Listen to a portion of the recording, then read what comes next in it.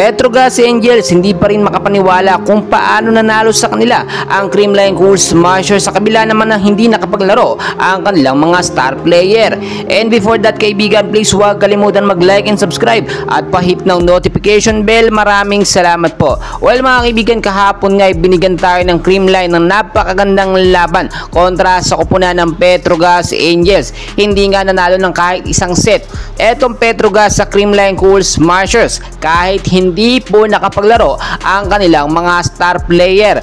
Present po at nanood si Alyssa Valdez, si Gia Magalang, si Tots Carlos, at kahit po hindi sila nakapaglaro mga kaibigan, so far napakaganda ng pinakitang performance ng CCS dahil na rin po yan sa panibagong sistema ni Coach Shervin Meneses kung sino ang mga available na player ay dapat mag-adjust sa sistema. Well, nagdududa naman ng ilang mga bashers ng CCS na baka nga daw po dinaya or nagkaroon ng dayaan kaya nanalo ang Creamline. Well mga kaibigan, siguro yung mga bashers ay walang magawa. Maraming nakapanood ng live at nakita naman natin, nasaksihan natin kung paano talaga tinalo ng CCS sa loob ng tatlong set etong Petrogas Angels. Nakita naman natin so far set 1 dito kahit paano mga kaibigan ay talaga bumapalag po ang Petrogas at ang akala natin mananalo ang Petrogas sa set 2 pero hindi po yan pinagbigyan ng CCS mga kaibigan.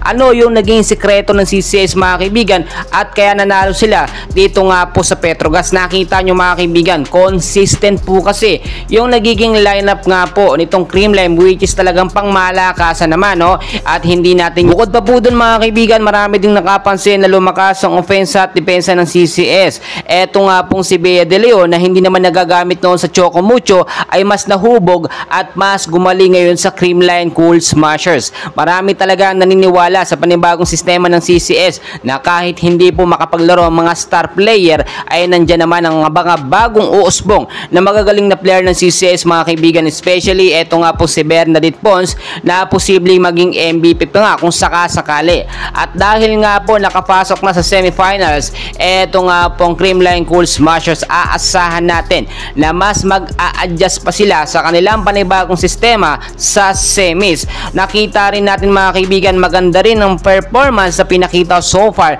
nito nga pong si Erica Staunton mga kaibigan. Yung kanyang offensa at depensa ay talagang hindi po nagbabago mga kaibigan, na may maintain at posible pa nga itong kuhanin ulit sa susunod na conference dito nga po sa PBL ng Creamline Cool Smashers dahil mas gagaling pa ito at mas mahuhubog pa. Well, sa mga nagsasabi naman baka daw nandaya karoon ng daya sa laban ng CCS at ng Petrogas, well mga kaibigan, malinaw na malinaw at malinis ang pagkapanalo ng Creamline. Nakita naman natin na 0 lang o na 3-0 lang naman ng CCS ang Petrogas, ay iisipin ng ibang mga bashers ay nandaya na ang CCS dahil nga nung huling laban nga po ng Petrogas at ng CCS nang tinalo ng Petrogas ay hindi man lang nakaporma kahit papaano or kahit papaano nakaporma po ang Creamline mga kaibigan. Umabot pa yon ng ilang set, samantalang yung laban ngayon ay hindi na nga umabot pa ng set 4 mga kaibigan. Pagpapatunay lamang yan na nag-a-adjust ang CCS player depende sa sistema ni Coach Shervin Meneses